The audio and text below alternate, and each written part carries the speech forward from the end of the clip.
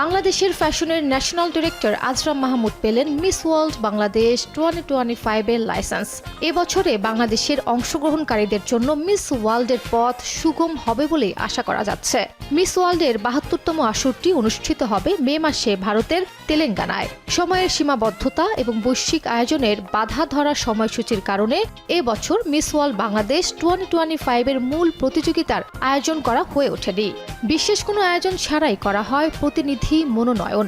Miss world Bangladesh 2024 এর প্রথম runner up হিসেবে নির্বাচিত হয়েছিলেন আকলিমা আতিকা কণিকা।